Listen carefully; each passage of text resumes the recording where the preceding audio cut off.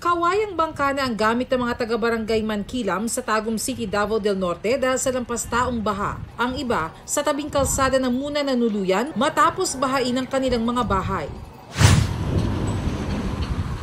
Patuloy ang pagtaas ng tubig sa barangay Kanukotan kahit pa mainit na ang panahon ngayon. Sinagip din ang ilang na-trap sa bahay. Sa barangay Pagsabangan, may mga motoristang stranded dahil sa taas ng tubig. Isinailalim sa state of calamity ang bayan ng Asunsyon. Sa panayam ng Super Radio Davao, sinabi ni Asunsyon Mayor Eufrasio Dayaday na umabot sa 16 na barangay ang binaha. Nasa 5,700 ang pamilyang inilikas.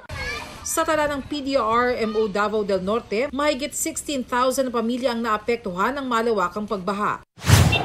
Sa Compostela, Davao de Oro, ilang ambulansya ang hindi nakatawid sa baha, kaya pinasakay ang mga pasyente sa army truck. Sa datos ng PDRMO Davao de Oro, mahigit 1,000 pamilya ang apektado ng pagbaha.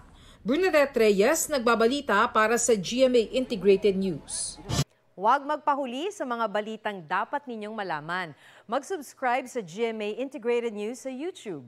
Sa mga kapuso abroad, subaybayan nyo kami sa GMA Pinoy TV at sa www.gmanews.tv.